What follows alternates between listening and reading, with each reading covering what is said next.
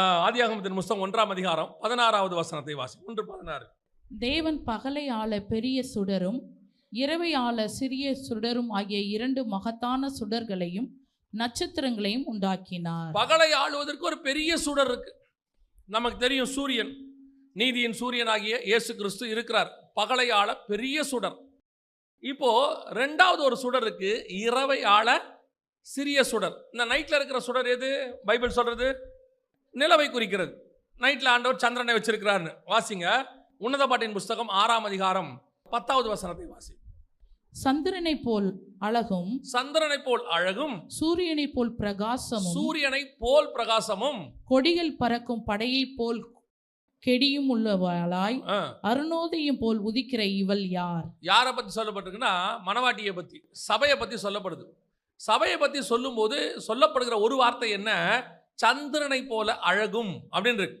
உங்க எல்லாருக்கும் தெரிஞ்சிருக்கும் நான் நினைக்கிறேன். சந்திரனுக்கு, அதாவது நிலாவுக்கு வெளிச்சம் கொடுக்கிற தன்மை கிடையாது. நைட்ல நிலா பார்க்குறீங்களா, அதுக்கு என்ன கிடையாது?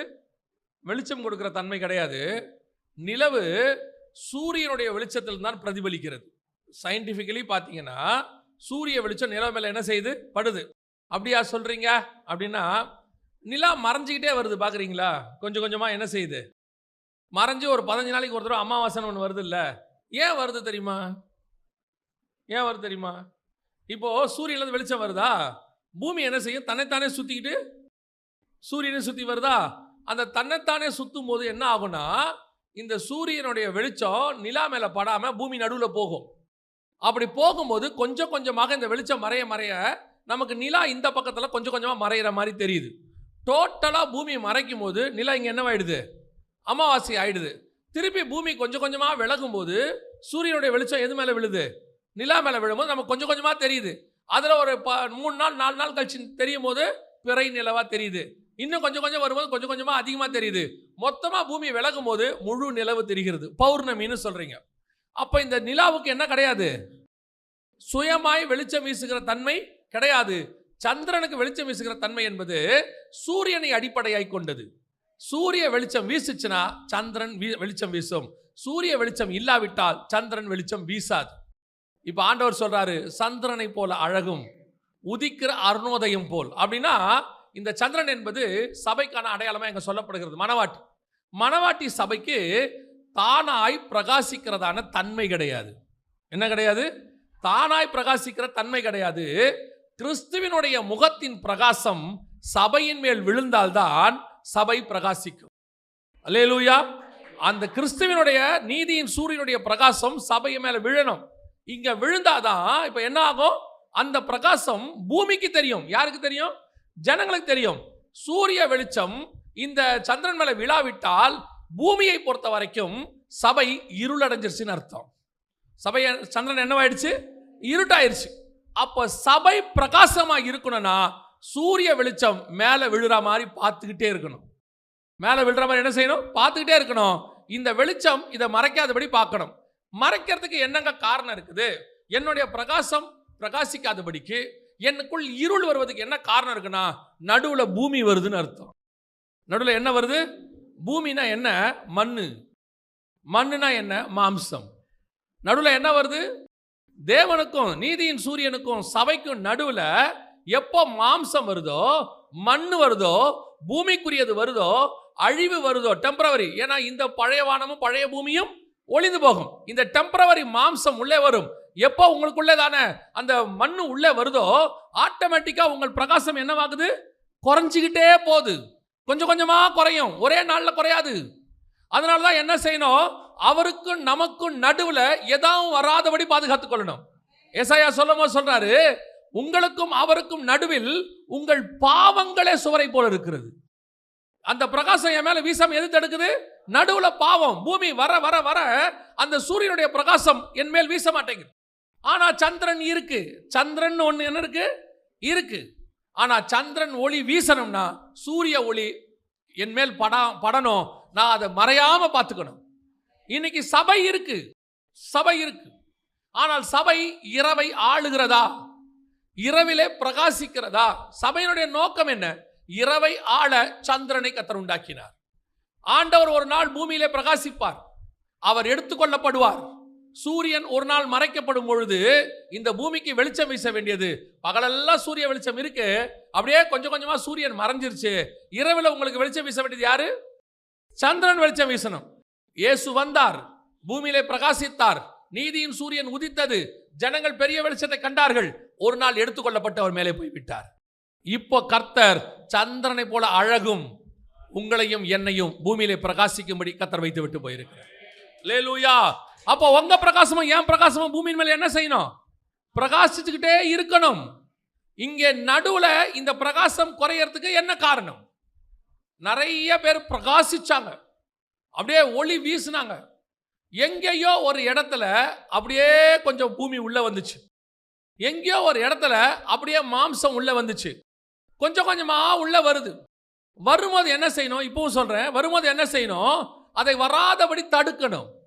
அதை வராதபடி என்ன செய்யணும்? தடுக்கணும். வரும், அதான் இங்க இம்பார்ட்டன்ட். உங்களை சோதிக்கும்படி அந்த மாம்சம் வரும். எப்படின்னு கேட்டீங்கன்னா, ரோமர்ல எழுதும் போது பவுல் ஒரு வார்த்தை சொல்றாரு. ரோமருக்கு நிருபத்தில் 8ஆம் அதிகாரத்தை நீங்கள் வாசிக்கும் போது அவர் ஒரு காரியத்தை சொல்றாரு. இங்க பாருங்க, 8ஆம் அதிகாரத்தில் 19 வாசிங்களேன், உங்களுக்கு தெளிவா தெரியும். மேலும் தேவனுடைய புத்திரர் வெளிப்படுவதற்கு சிருஷ்டியானது மிகுந்த ஆவலோடு காத்து கொண்டிருக்கிறது. ஒரு நிமிஷம், இந்த அர்த்தம் புரியுதா? என்னன்னு தேவனுடைய புத்திரர்னா என்ன தெரியுமா? நல்லா கவனிங்க. இப்ப நீங்களும் நானும் மாம்சத்தில் இருக்கிறோம். நம்ம ஆத்மா இந்த மாம்சத்துக்குள்ள என்ன செய்யுது? வாழ்ந்துகிட்டு இருக்குது.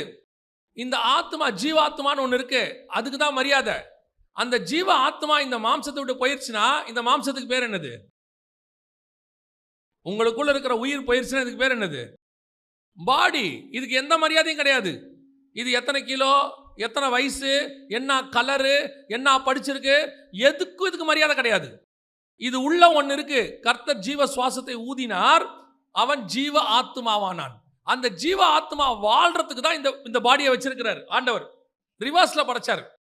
ஆத்மாவை கொண்டு வந்து வைக்கிறதுக்கு முதல்ல நீங்க செய்வீங்கல்ல, உங்க ஒரு இடத்துக்கு நீங்க போறீங்க, ஊருக்கு போறீங்கன்னா முதல்ல போய் ஒரு வீடு பார்ப்பீங்க. மனைவி பிள்ளைகளை கூட்டிட்டு போறதுக்கு என்ன பண்ணுவீங்க? வீடு பார்ப்பீங்க. அடுத்து ஸ்கூல் பார்ப்பீங்க. அடுத்து எல்லாம் பக்கத்தில் இருக்கான்னு பார்ப்பீங்க. பார்த்துட்டு எல்லாம் ரெடி பண்ணிட்டு அதுக்கப்புறம் கொண்டு போய் என்ன பண்ணுவீங்க? ஃபேமிலியை கொண்டு போய் வைப்பீங்க. யாராவது ஃபேமிலியை கூட்டிகிட்டு போய் அந்த ஊரில் இறங்கிட்டு வீடு தருவீங்களா? பொண்டாட்டி பிள்ளையோடு போய் இறங்கிட்டு எல்லாத்தையும் கையில் வச்சுக்கிட்டு வீடு கிடைக்குமா வீடு கிடைக்குமா தேடுவீங்களா? ஆண்டவர் சொல்கிறார் ஆபிரகாமை, நான் காண்பிக்கும் தேசத்துக்கு போ. இப்போ சாராள்கிட்ட வந்து சொல்வார், அம்மா ஆண்டவர் நம்மளை கானானுக்கு போக சொல்கிறார். அப்படியாப்பா, கானான் எங்கே இருக்குது? தெரியாதும்மா. இதுக்கு முன்னாடி போயிருக்கீங்களா? இல்லைம்மா. தெரிஞ்சவங்க யாராவது? இல்லைம்மா. அங்கே போய் எங்கே தங்க போகிறோம்? தெரியாதும்மா. ஆனால் அந்த அம்மா ஒரு பேச்சு பேசாமல் வந்துச்சு பாருங்க. இல்லை, எவ்வளோ பெரிய ஆசீர்வாதம். இப்போ யோசிச்சு பாருங்களேன். இப்போ முன்னாடி போனோம், அங்கே போய் எல்லா காரியத்தையும் ரெடி பண்ணோம்ல. ஆனால் இப்பொழுது நாம் தேவனுடைய புத்திரராக வெளிப்படும்படிக்கு இந்த ஆத்மா இருக்குதுல்ல, இந்த ஆத்மா கர்த்தர் மண்ணுக்குள்ளே வச்சிருக்கிறார். மண்ணுக்குள்ளே வச்சு இந்த ஆத்மா போகிற வரைக்கும் கர்த்தர் அதான் ரிவர்ஸில் படைச்சாருங்கிற. ரிவர்ஸில் எப்படி படைக்கிறாரு? முதல்ல கர்த்தர் இடத்த படைச்சிடுறாரு. எதை படைக்கிறாரு? மண்ணை. இந்த வீடு இதை படைச்சிடுறாரு. இந்த வீட்டுக்கு தேவையான சூரியன், சந்திரன், நட்சத்திரம், தண்ணி கிண்ணி எல்லாம் படைச்சிட்டார்.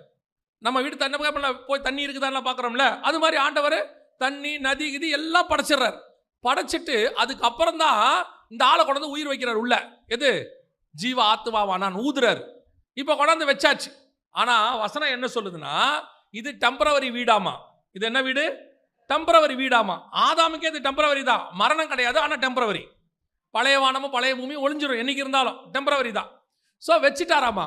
ஆனால் இந்த தேவபுத்திரர் உள்ள இருக்கு பார்த்தீங்களா, இதுக்கு பேர் தான் தேவபுத்திரர். அவன் தான் ஒரிஜினல். இவன் இப்போ ஒரு வீட்டில் இருக்கான். தேவபுத்திரர் வெளிப்படுவதற்கு சிருஷ்டியானது மிகுந்த ஆவலோட காத்திரு. கர்த்தர் என்ன பண்றாரா? இன்னொன்னு செஞ்சிருக்கிறார் நமக்கு. கர்த்தர் நமக்கு போய் சொல்றாருல, உங்களுக்கு ஒரு வாசஸ்தலம் ஆயத்தம் பண்ணுகிறேன். வாசஸ்தலம்னா என்ன? வீடு கட்டுறாரா? அதெல்லாம் இல்ல. கர்த்தர் என்ன உண்டாக்குறாரா? இந்த ஆத்மா வாழ்றதுக்கு இங்கே இதை உண்டாக்கி இருக்கிறார்ல, இதே ஆத்மா வாழ்றதுக்கு இன்னொரு பாடி ரெடி பண்ணிட்டு இருக்கிறாரு. அது மகிமையின் சரீரம், அது நித்திய சரீரம், மரணமில்லா சரீரம், கர்த்தரோடு கூட நித்தியமாய் வாழ போறது. அதுக்கு பேர் தான் தேவபுத்திரர். அது என்ன செய்யுமா? சிருஷ்டியானது ஏகமாய் தவிக்கிறது. உள்ள இருக்கிற ஆத்மா என்ன செய்தான்? நான் அங்க போனோம். ஏன்னா இதோட ஒரிஜினல் வீடு அதுதான். ஏன்னா ஆத்மா நித்தியம். அப்ப வாழ்ற இடமும் எப்படி இருக்கணும்? நித்தியமா இருக்கணும். ஆனா வாழ்றது எதுல வாழுது? டெம்பரவரியில வாழ்ந்துட்டு இருக்குது. பாடி டெம்பரவரி, ஆனா உள்ள இருக்கிற ஆத்மா பர்மனன்ட். இப்போ இது என்ன சொல்லுதான்? அடுத்த வசனம் 20வது வசனம் வாசிங்க. அதேனென்றால் சிருஷ்டியானது அழிவுக்குரிய அடிமைத்தனத்தின் இன்று விடுதலையாக்கப்பட்டு, இந்த பாடியிலிருந்து விடுதலையாக்கப்பட்டு தேவனுடைய பிள்ளைகளுக்குரிய மகிமையான சுயாதீனத்தை பெற்றுக்கொள்ளும் என்கிற நம்பிக்கையோடு, எனக்கு அது கிடைக்கும், நித்தியம் கிடைக்கும், அந்த நித்திய பாடியில நான் வாழ்வேங்கிற நம்பிக்கையோடு, அந்த சிருஷ்டியானது சுய இஷ்டத்தினாலே அல்ல, இந்த ஆத்மாவானது ஆசைப்பட்டு இந்த உடம்புக்குள்ள இல்லையாமா. இந்த ஆத்மாவானது ஆசைப்பட்டு இந்த உடம்புக்குள்ள இல்லையாமா. அந்த ஆத்மாவுக்கு இந்த உடம்பை பிடிக்கலையாமா. ஆத்மாவுக்கு, உங்களுக்கு இல்ல, ஆத்மாவுக்கு என்ன செய்யலையாமா? பிடிக்கலையாமா. இந்த ஆத்மாவானது சுய இஷ்டத்தினால் அல்ல, அடுத்து கீழ்ப்படுத்தினவராலேயே மாயைக்கு கீழ்ப்பட்டு இருக்கிறது. அவரே என்ன பண்ணிருக்கிறாராம்? கீழ்ப்படுத்தினவராலேயே இந்த மாயான சரீரத்துக்கு அது என்ன பண்ணிருக்கு? உள்ளுக்குள்ள அடங்கி இருக்குது இந்த ஆத்மா. இந்த ஆத்மாவுக்கு இந்த, இப்போ நல்லா கவனிங்க, இந்த ஆத்மாவுக்கு இந்த பாடியை பிடிக்கல. ஏன்னா இது டெம்பரவரி, இது நாற்றம் உள்ளது, இது அழிவு உள்ளது, இது பாவம் உள்ளது. ஆனா ஆத்மாவோ தேவனுடையது, ஜீவ ஆத்மாவானான். அதுக்கு என்ன விரும்புதா? இந்த அழிவில்லாத நித்தியமான நல்ல வாசனை உள்ள கர்த்தர் விரும்புகிற ஒரு பாடி இருக்கு, பர்மனன்ட். அதுக்கு தான் அது காத்திருக்குதான். ஆனா வேற வழி இல்ல. கர்த்தரே அதை கொண்டு இதுக்குள்ள வச்சிருக்காராம், மண்ணுக்குள்ள. அவர் தானே ஊதுனாரு மண்ணுக்குள்ள. அவரே கீழ்ப்படுத்தினவராலேயே மாயைக்கு கீழ்ப்படிபடி அப்படி ஆயிற்று. அதான் பவுல் எழுதுறாரு. அப்போ இது என்னது? டெம்பரவரி. இந்த டெம்பரவரி பாடிக்குள்ள ஆத்மா இருக்கு. அப்போ நல்லா கவனிச்சுக்கொள்ளுங்க, இது விடுபட்டு எங்க போகணும்? ஒரிஜினலுக்கு போகணும். விடுபட்டு அதை வாஞ்சிக்கணும், அங்க போகணும். இப்போ எனக்குள்ளே ஒரு பிரகாசம் வீசுகிறது.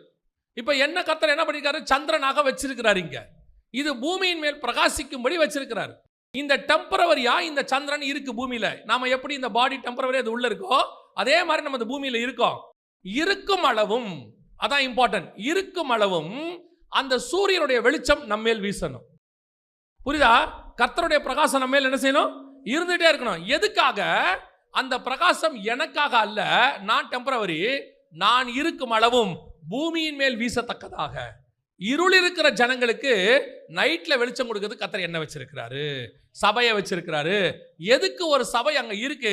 அந்த ஏரியா இருளில் இருக்கிறது, வெளிச்சம் வீசும்படி சபை வைக்கப்பட்டிருக்கிறார். அதுதான் மலை மேல் இருக்கிற பட்டணம்னு சொல்றாரு. எல்லாருக்கும் தெரியறதுக்காக வச்சிருக்கிறாராம். அப்ப நீ எதுக்காக இன்னும் இங்க இருக்கீங்க அப்படின்னு கேட்டா, நான் ஜனங்களுக்கு வெளிச்சம் வீசுவதற்காக, ஜனங்களுக்கு ஒளி கொடுப்பதற்காக. நான் டெம்பரவரியா தான் இருக்கிறேன், குறிப்பிட்ட காலம் தான் இருப்பேன், ஆனா ஒளி கொடுக்கிறவனா இருக்கிறேன். இப்ப கேள்வி என்னன்னா, சபை இருக்கு, சந்திரன் இருக்கு, வெளிச்சம் வீசுதா?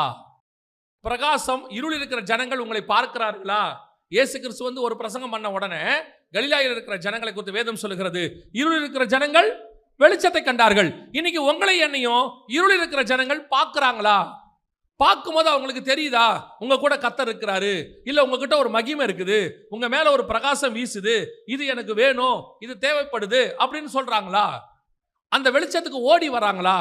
அப்போ இந்த சந்திரன் பிரகாசிக்குதா? இல்ல ஒரு சிலருக்கு உங்க சந்திரன் கொஞ்சமா தெரியுது, ஒரு சிலர் உங்களை புகழ்றாங்க. நல்லா கவனிங்க, பிறை சந்திரனை கொஞ்சம் பேர் புகழ்வாங்க. பிறை சந்திரன் என்ன செய்வாங்க? கொஞ்சம் பேர், எல்லாரும் செய்ய மாட்டாங்க, கொஞ்சம் பேர் மட்டும் செய்வாங்க. அதுவே முழு சந்திரன் எல்லாருக்கும் வெளிச்சம், அத்தனை பேருக்கும்.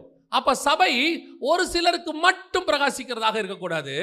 சபை அரைவான ஒளி கொடுக்கிறதா இருக்கக்கூடாது. சபை முழு பிரகாசத்தை வெளிப்படுத்தக்கூடிய பௌர்ணமியை போல, சந்திரனை போல அழகு. அப்ப நீங்களும் நானும் அந்த வெளிச்சத்தை வாங்கினாதான் முடியும். வாங்குறோமா? இல்ல நடுவுல மண்ணு வருதா, மாம்சம் வருதா, உங்களுக்கும் தேவனுக்கும் நடுவுல வருதா, எனக்கும் தேவனுக்கு நடுவுல வருதான்னு பார்க்கணும். வரும். இப்பவும் சொல்றேன், ஏன்னா அதுக்கு தான் இந்த வார்த்தையை சொன்னேன். ஏன்னா இந்த மண்ணுக்குள்ளதான் எது இருக்கு? இந்த ஆத்மா இருக்குது. கண்டிப்பா இந்த மண்ணு என்ன செய்யும்? கொஞ்சம் கொஞ்சமாக என்ன பண்ணும்? உங்களை ஆக்கிரமிப்பு செய்ய நினைக்கும். ஆத்மா போராடுது. அதான் வசனம் சொல்றது, சிருஷ்டியானது ஏகமாய் தவிக்கிறது. தவிக்குது. உள்ளுக்குள்ள இருக்கிறது. நீங்க இயேசுவை அறிஞ்ச பிறகு, அந்த நீதியின் சூரியன் வெளிச்சம் வந்த பிறகு ஆட்டோமேட்டிக்கா உங்களுக்கு என்ன தோணுது? நான் பாவம் செய்யக்கூடாது, நான் கர்த்தருக்குள்ள இருக்கணும், நான் இதுல இருந்து விடுபடணும், முழுசா கர்த்தருக்கு வாழணும். ஆனா ஒரு இடம் வரும்போது பட்டுன்னு விழுறோம். அது என்ன வேணா இருக்கணும், ஒவ்வொரு ஆளுக்கும் ஒவ்வொன்றா இருக்கும்.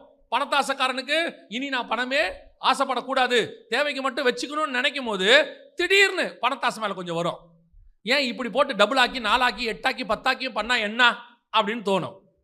கோபப்படக்கூடாதுன்னு நான் பூமியில் சாந்த குணமுள்ளவனாய் மோசேயை போல மாறணும் அப்படின்னு ஒரு தீர்மானம் எடுத்து இந்த சிருஷ்டியானது ஒரு தீர்மானம் எடுத்து வீட்டுக்கு போச்சுன்னா, கணவன் வீட்டுக்கு போனா மனைவி நிற்கும், மனைவி வீட்டுக்கு போனா மாமியார் நிற்கும் இல்லையா?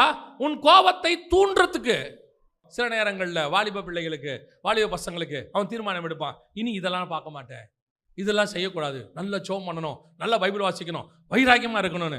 கரெக்டாக அன்னைக்கு தான் அவனுக்கு நோட்டிஃபிகேஷனே வரும். ஒரு படத்தையோ ஒரு பாட்டையோ ஏதோ ஒன்று நோட்டிஃபிகேஷன் வரும். அவன் அப்படியே பார்ப்பான், அவனும் தீர்மானம் எடுப்பான், சோத்திரம் சோத்திரம் சோத்திரம் சோத்திரம் பார்க்கக்கூடாது அப்படின்ட்டு. இவனை பார்க்க வைக்கிற வரைக்கும் அது என்ன பண்ணும்? போராடிட்டே இருக்கும். ஒரு காலத்தில் முழுவதுமாக இது உங்களை மறைக்க தொடங்கும். நீங்கள் மறைக்க ஆரம்பிக்கும் போது என்ன பண்ணணும் தெரியுமா? நான் இரவை ஆளுவதற்காக படைக்கப்பட்டவன், எனக்குள் வரக்கூடிய மாம்சத்தை மண்ணு அப்பயே தட்டணும், தட்டிக்கிட்டே இருக்கணும். தட்ட தட்ட தட்ட தட்ட ஒரு நாள் பிசாசு முடிவெடுப்பான், இவனை ஒன்றுமே பண்ண முடியாது, என்னதான் பண்ணாலும் இவன் தப்பிச்சு ஓடிக்கிட்டே இருப்பான் அப்படிங்கிற முடிவு. ஆண்டவர் சொல்றாரு, உலகத்தின் அதிபதியானவன் என்னிடத்தில் வருகிறான், அவனுக்கு என்னிடத்தில் ஒன்றும் இல்லை.